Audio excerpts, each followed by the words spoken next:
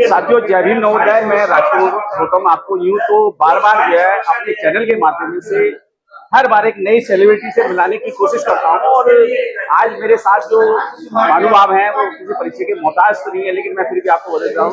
Engineer DC Kapil मेरे साथ है, और इंजीनियर डीसी कपिल अगर बात की जाए, उनके संघर्ष की बात की जाए, तमाम चाहे वो पैरामेडिकल के जो कर्मचारी हैं हॉस्पिटलों के अंदर, सफाई कर्मचारी हैं, निगम के कर्मचारी हैं, यहाँ तक कि जो दिल्ली सरकार के सताए हुए कर्मचारी हैं या देशों के कर्मचारी हैं, उनकी लड़ाई लड़ रहे हैं। सबसे पहले डीसी कपिल जी, आपका हमारे चैनल में हार्दिक स्वागत है। आपका बहुत बहुत धन्यवाद। आज देखा जाए, भारतीय लिबरल पार्टी ने एक प्रेस कॉन्फ्रेंस आयोजित की, और उस प्रेस कॉन्फ्रेंस में आपने मंच साझा किया। तो सबसे पहले तो मैं यही जानना चाहूंगा कि भारतीय लिबरल पार्टी से ठेकेदारी हटाओ संयुक्त मोर्चा या इसके अलावा भी जो नया संगठन बनाया, उसके क्या संबंध है, किस लिए आज ये मंच साझा किया गया? देखिए, हमारे संगठन का किसी राजनीतिक दल से अभी कोई वास्ता नहीं है। हमने 30 जून को राजा राम मोहन राय मेमोरियल ट्रस्ट में एक आवाज उठाई और ये घोषणा करी कि दिल्ली का मुख्यमंत्री दलित होना चाहिए, दिल्ली का डिप्टी सीएम मुस्लिम होना चाहिए, एक डिप्टी सीएम और हो जो ओबीसी से बने, और एक बहुजन सरकार बने दिल्ली के अंदर, क्योंकि इन तीनों ही कैटेगरी की संख्या इस देश के अंदर 85% है। जब से दिल्ली बनी है तब से लेके अब तक 8 मुख्यमंत्री बन चुके हैं, और वो सारे मुख्यमंत्री या तो ब्राह्मण रहे हैं, या बनिया रहे हैं, या दूसरी स्वर्ण जाति के रहे हैं। बाकी दलितों के बीच से और मुस्लिमों के बीच से अभी तक इतनी बड़ी 40% की आबादी होने के बावजूद भी कोई मुख्यमंत्री नहीं बना है। और आज ये जो प्रोग्राम हुआ है, भारतीय लिबरल पार्टी ने जो आवाज उठाई है, ये वही आवाज है, क्योंकि हमने इनके राष्ट्रीय अध्यक्ष डॉक्टर उमेश रायजादा को भी वहां पर बुलाया हुआ था। इन्होंने हमारे एजेंडे को सुना और हमारे एजेंडे को सुन करके उससे इत्तेफाक जाहिर किया, और आज इस पार्टी ने उस आवाज को जो राष्ट्रीय भागीदारी मोर्चे ने उठाई थी उसको आगे बढ़ाया है। और मैं तो चाहता हूं कि भारतीय लिबरल पार्टी ही क्यों, इसी दिल्ली में राजनीति करने के मकसद से जो भी पार्टियां काम कर रही हैं, वो चाहे छोटी पार्टियां हैं, चाहे स्टेट लेवल की पार्टियां हैं, चाहे राष्ट्रीय स्तर की पार्टियां हैं, ये आवाज सभी लोग उठाएंगे, तब जाकर के कहीं दलित मुख्यमंत्री के बनने की आवाज जो है पटल पर आ पाएगी। अभी दलित मुख्यमंत्री की बात करें तो 6742 जो है दलित समाज की जातियां हैं। आप कैसे इसमें से डिफाइन कर पाएंगे कौन सा ऐसा व्यक्ति है, योग्य व्यक्ति है, जिसके साथ में जो है इस पद को सुशोभित किया जाए? देखिए, कौन योग्य व्यक्ति होगा ये तो आने वाले अगले 6 महीने बताएंगे। माननीय काशीराम जो बहुजन नायक थे, उनका एक नारा था, जिसकी जितनी संख्या भारी उतनी उसकी भागीदारी। लेकिन उन्होंने समय के चेंज होने पर अपने नारे में तब्दीली करी, और उन्होंने कहा कि जिसकी जितनी तैयारी उतनी उसकी हिस्सेदारी। आज दिल्ली के अंदर चाहे ओबीसी वर्ग हो, चाहे मुस्लिम वर्ग हो, चाहे एससी वर्ग हो, चाहे आदिवासियों का वर्ग हो, ये बहुत बड़ा एक वर्ग है। लेकिन इन अगले 6 महीने के अंदर कौन कितनी मेहनत और समर्पण के साथ इस मुद्दे को आगे बढ़ाता है, कौन आगे निकल करके इस मुद्दे पर काम करता है धरातल पर, ये आने वाला वक्त बताएगा। इसलिए अभी दिल्ली में आप 6743 जातियों की बात कर रहे हैं। जो नोटिफिकेशन है दिल्ली की राज्य की, उस दिल्ली राज्य की नोटिफिकेशन के अंदर अनुसूचित जाति की 36 जातियां हैं। उन 36 जातियों में हर जाति से हम तालमेल करेंगे, हर जाति के पास जाकर के इस भागीदारी मोर्चे के साथ जोड़ने का प्रयास करेंगे, और हर किसी को न्योता देंगे कि सबके लिए रेस खुली हुई है, आप आए और अपने समाज के प्रतिनिधियों को चुनाव में उतारें, जीतें, और जीत करके इस दिल्ली का मुख्यमंत्री बने। अब कौन आगे निकलेगा, कौन सा वर्ग आगे निकलेगा, कौन सा उपवर्ग आगे निकलेगा, ये तो आने वाले 6 महीने बताएंगे। अभी आपने भागीदारी मोर्चे की बात करी। अभी हाल ही में भागीदारी मोर्चे के माध्यम से एक बैनर के तले जो है 150 से ज्यादा संगठनों ने उसमें पार्टिसिपेट किया, और सभी के अध्यक्ष और महासचिव उसमें सम्मिलित हुए। कहीं ना कहीं हर आदमी इस दौड़ में है कि मैं भी मुख्यमंत्री बनूं। डीसी कपिल ने एक डिसीजन लिया कि मैं मुख्यमंत्री तो नहीं बनूंगा, लेकिन मुख्यमंत्री बनाने वाले लोगों में शामिल रहूंगा। तो क्या लगता है कि डीसी कभी उस बात पे खरा उतर पाएंगे, उस काम को कर पाएंगे? निश्चित रूप से मैं उस बात के लिए वचनबद्ध हूँ, प्रतिज्ञाबद्ध हूँ, जो मैंने उस दिन वादा किया कि हम लोग बनाने वालों में से बनेंगे, हम युवा पीढ़ी को आगे करेंगे। हमारी प्राथमिकता होगी कि जो युवा वर्ग हैं, जो आज भटक करके हाथ में कटोरा लेकर के राजनीतिक दलों के दरवाजे पर खड़े हुए हैं टिकट मांगने के लिए और अपने जीवन का पूरा संसाधन लुटा करके टिकटें खरीदते हैं, वो लोग उस रास्ते से हटे और इस दिल्ली के अंदर अपनी और जनता की सरकार बना करके खुद यहाँ पर उन पदों पर बैठने का काम करें जहां पर पॉलिसी डिसीजन होता है, जहां की पॉलिसी डिसीजन होने के बाद यहाँ पर नीतियां बनती हैं और नीतियां बन करके दिल्ली का शासन और प्रशासन काम करता है। क्या लगता है, राष्ट्रीय भागीदारी मोर्चा और भारतीय लिबरल पार्टी एक पटल पे आएंगे, एक मंच पे आएंगे, एक झंडे के नीचे आएंगे दलित मुख्यमंत्री बनाने के लिए? निश्चित रूप से आएंगे। इनसे हमारी बैठ करके बात हुई है और इन्होंने हमारे एजेंडे को पकड़ा है, इन्होंने हमारे एजेंडे को आगे बढ़ाया है, उसी पे इन्होंने अपनी सहमति जताई है। अदरवाइज ये इस एजेंडे से कोसों दूर थे और कोसों दूर रहने के बाद इन्होंने जो है उस एजेंडे को 100% हूबहू अक्षर से जो है अपने मैनिफेस्टो का पार्ट बनाया और उसको ये आगे लेकर के बने। तो निश्चित रूप से समान विचारधारा के जितने भी राजनीतिक दल हैं जो दिल्ली के अंदर काम कर रहे हैं, और कांग्रेस, भाजपा, आम आदमी पार्टी जो राष्ट्रीय पार्टी है और बहुजन समाज पार्टी भी राष्ट्रीय पार्टी है, उन विचारधारा से अलग होकर के जो अलग फ्रंट बनाने की बात है, जो सिविल सोसाइटी का फ्रंट होना चाहिए, जिसमें जनता अपना चुनाव लड़े, जनता अपनी भागीदारी दे, उसके सब लोग हिस्सेदार बनेंगे तो भारतीय लिबरल पार्टी भी उसका हिस्सा बनेगी। मुझे उसकी पूर्ण आशा है। दिल्ली की जनसंख्या की बात की जाए तो यहाँ पे दलित, मुस्लिम और इसके अलावा वाल्मीकि समाज बहुत तादाद में है और वो चाहे एक तरफा जिसको वोट देगा तो उसका मुख्यमंत्री बन सकता है। क्या लगता है कि राष्ट्रीय भागीदारी मोर्चा और भारतीय लिबरल पार्टी वो उन बस्तियों में जाके उन लोगों से कांटेक्ट में है, संपर्क में है, जो अपने आप को यहाँ दलित मुख्यमंत्री, ओबीसी उप मुख्यमंत्री और ओबीसी जो है मुस्लिम मुख्यमंत्री देने का काम कर सकते हैं? निश्चित रूप से सभी बस्तियों में जाया जाएगा, सभी धार्मिक मंदिरों में जाया जाएगा, सभी गली कूचों में जाया जाएगा और लोगों को उनके अधिकारों के बारे में, उनके कर्तव्यों के बारे में, सत्ता की जो ताकत है, जो सत्ता की जो चाबी है, जो सत्ता जो मास्टर चाबी है, उसके बारे में उनको अवगत कराया जाएगा। और अब समाज के अंदर इतनी जागरूकता है कि बाबा साहब के बताए हुए मिशन पर लोग चल रहे हैं।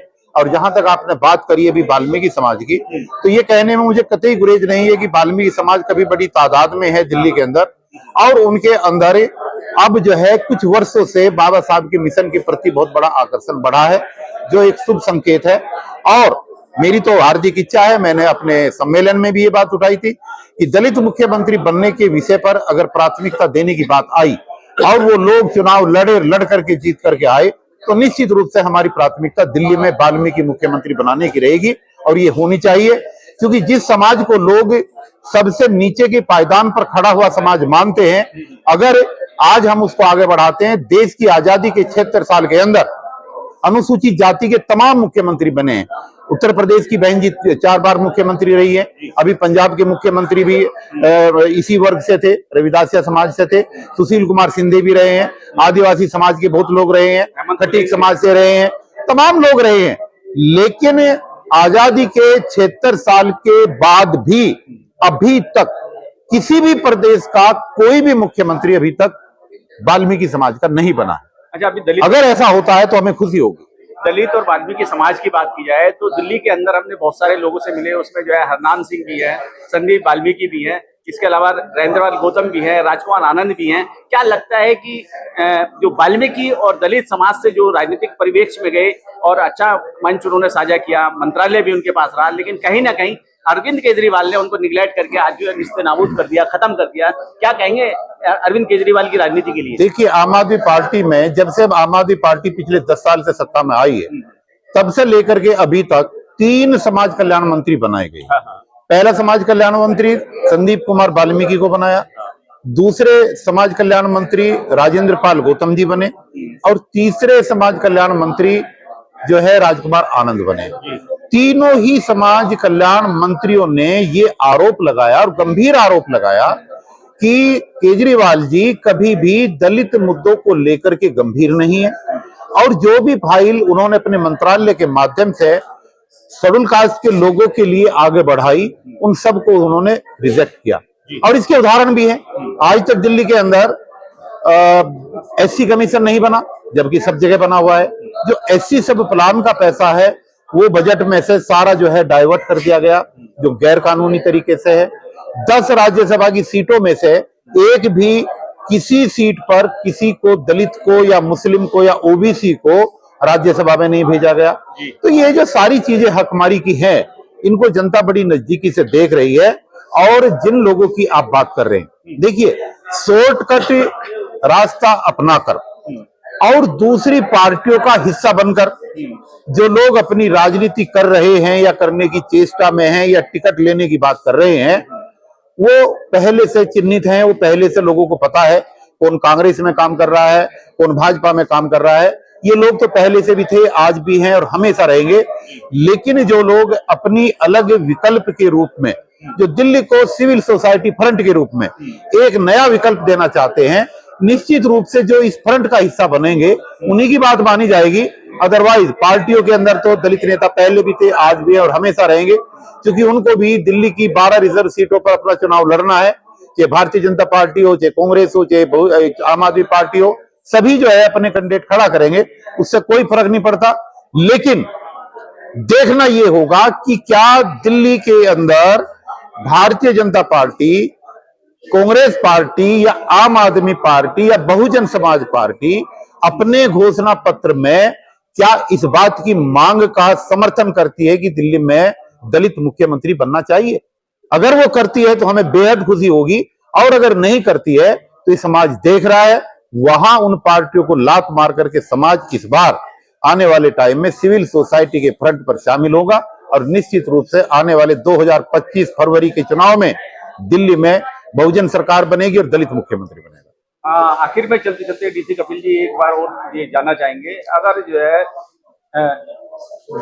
दलित और मुस्लिम की बात की जाए या वाल्मीकि समाज की बात की जाए और उनकी एकजुटता की बात की जाए, तो उन लोगों से क्या अपील करना चाहेंगे दिल्ली की जनता से आने वाले 2025 चुनाव के लिए? देखिए, मेरी तो उन सभी से एक ही हाथ जोड़ करके अपील है कि ये एक समय है, अभी समय है तैयारी का, अभी समय है सत्ता परिवर्तन का, अभी समय है अपने अधिकारों को मनवाने का। हम चाहे कितने भी धरने करते रहे, कितने भी प्रदर्शन करते रहे, कितने भी ज्ञापन देते रहे, हमें भी 35 साल दिल्ली में लगातार ये काम करते हुए हो गया है, लेकिन कोई भी सरकार किसी बात को नहीं सुनती है। झाड़ू का चुनाव चिन्ह लेकर के आम आदमी पार्टी आई और झाड़ू को अपना स्वाभिमान और चिन्ह समझ करके वाल्मीकि समाज ने एक तरफा वोट आम आदमी पार्टी को दिया। 15 साल के एमसीडी के शासनकाल के अंदर भारतीय जनता पार्टी थी, और जब भारतीय जनता पार्टी थी तो केजरीवाल जी कहते थे कि मुझे नगर निगम की आप सत्ता दिलाइए, मैं सभी एमसीडी में काम करने वाले कर्मचारियों का, विशेष रूप से वाल्मीकि समाज के कर्मचारियों का भला करूंगा।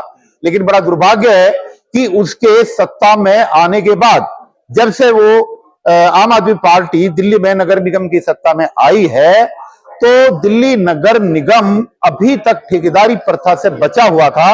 आपको जानकर के ताजुब होगा कि वो लोगों को पक्का तो क्या करता, उनकी समस्याओं को तो क्या हल करते, लेकिन केजरीवाल जी की आम आदमी पार्टी की नगर निगम की सत्ता ने दिल्ली के नगर निगम के 12 जोन में से 5 जोन में ठेकेदारी प्रथा जारी करने की नोटिफिकेशन जारी कर दी है।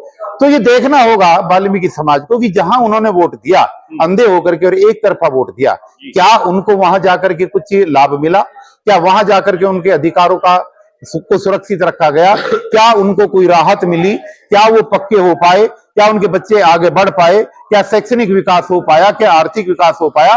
कुछ नहीं हो पाया। इसलिए आज सोचने का विषय है कि हर हाल में दिल्ली के दलितों को और विशेष रूप से वाल्मीकि समाज के लोगों को इस फ्रंट के साथ जुड़ना चाहिए। और जहां तक बात मुस्लिमों की है, तो मुस्लिम भूला नहीं है कि कैसे तबलीगी जमात के ऊपर बदनाम करने के लिए एफआईआर हुई। आज मुस्लिम भूला नहीं है कि किस तरीके से दिल्ली के अंदर जो दंगे हुए, दंगों के दौरान किस तरीके से केजरीवाल जी का मुंह बंद रहा। दिल्ली के अंदर जब एनआरसी सीए का आंदोलन शाहीन बाग में चला, तो किस तरीके से वहां पर केजरीवाल जी एक बार भी नहीं गए और किस तरीके से 10 राज्यसभा की सीटों में किसी भी मुस्लिम को कोई भागीदारी नहीं दी। अब लोकसभा की 25 सीटों पर जो आम आदमी पार्टी ने चुनाव लड़ा है, उन 25 लोकसभा सीटों में से एक भी सीट पर एक भी जगह पे किसी मुस्लिम को कोई टिकट नहीं दिया है।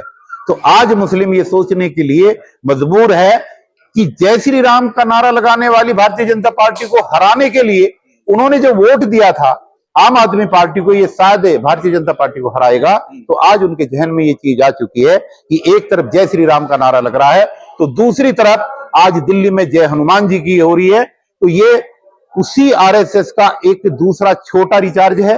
ये बहुत खतरनाक है। ये मोदी और आरएसएस से भी ज्यादा खतरनाक है देश के मुस्लिमों के लिए।